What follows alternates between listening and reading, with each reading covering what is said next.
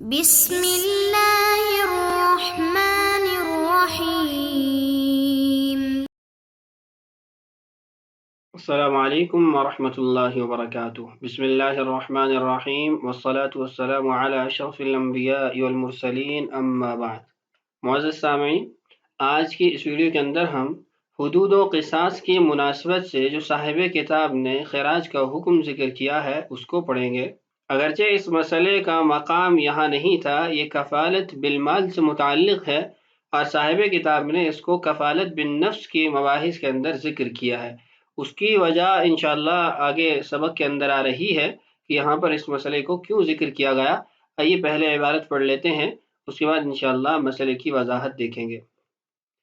وصح الرهن والكفالة بالخراج لأنه دين مطالب به بخلاف الزكاة لأنها مجرد فعل، وإنما أورد هذه المسألة ها هنا، وإن كان الحق أن يذكر في الكفالة بالمال لأنه في ذكر الكفالة بالنفس في الحدود والقصاص، وللخراج مناسبة بالحدود لما عرف في أصول الفقه إن فيه معنى العقوبة، فلهذه المناسبة أوردها ها هنا ليعلم أن حكمه حكم الأموال حتى يجبر فيه على الكفالة بالنفس بناء على صحة الكفالة فيه، وأخذ الكفيل بالنفس ثم آخر فهما كفيلان، أي ليس أخذ الكفيل الثاني تركا للأول۔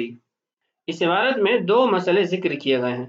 پہلا مسئلہ یہ ہے خراج کے معاملے میں رہن اور کفالت دونوں جائز ہیں، اور دوسرا مسئلہ یہ ہے کہ اگر کسی معاملے کے اندر ایک سے زائد کفیل ہوں تو وہ بھی درست ہے، اور زیادہ اس معاملے کو تقویت مل جائے گی، ضمانت کے اندر مزید تقویت پیدا ہو جائے گی۔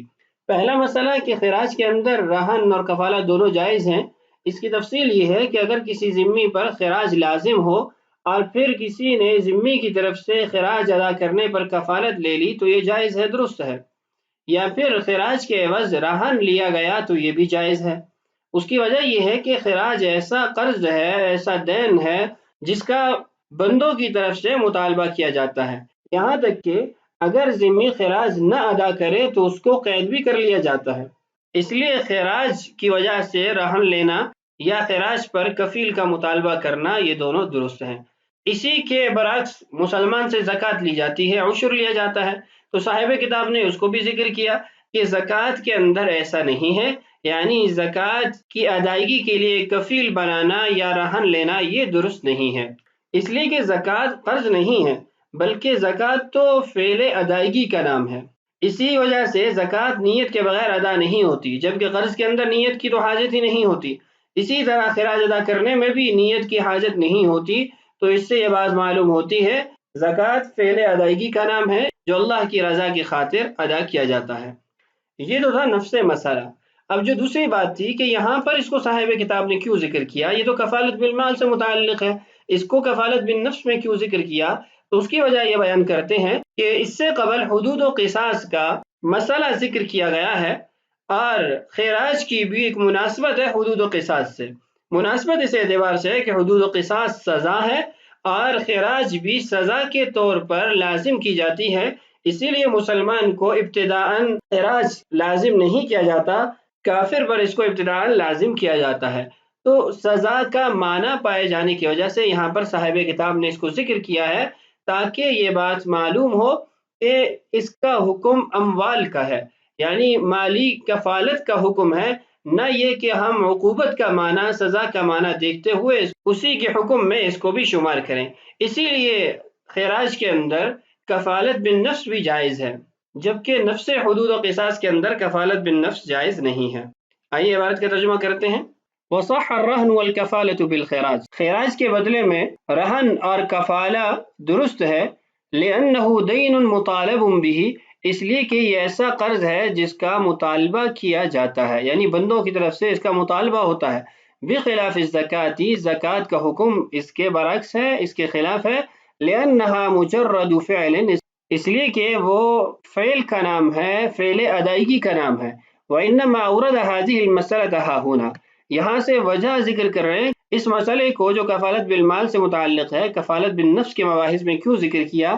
فرماتے ہیں اس مسئلے کو یہاں پر اس لیے ذکر کیا گیا وَإِن كَانَ الْحَقُّ أَن يُذْكَرَ فِي الْكَفَالَةِ بِالْمَالِ، اگرچہ حق تو یہ تھا کہ اس کو کفالت بالمال کے اندر ذکر کیا جاتا، لِأَنَّهُ فِي ذِكْرِ الْكَفَالَةِ بِالنَّفْسِ بِالْحُدُودِ وَالْقِصَاصِ، اس لیے کہ صاحب کتاب حدود اور قصاص کے اندر کفالت بالنفس کو ذکر کر رہے تھے۔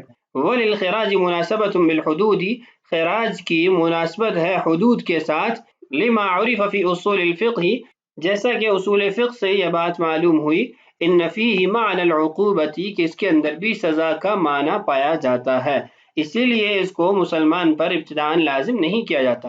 فلہذہ المناسبتی، تو اس مناسبت سے یعنی عقوبت سزا، حدود و قصاص بھی سزا ہے، خراج بھی ایک قسم کی سزا ہے، اس لیے اس کو یہاں پر ذکر کیا۔ ذکر کرنے کا فائدہ کیا ہوگا؟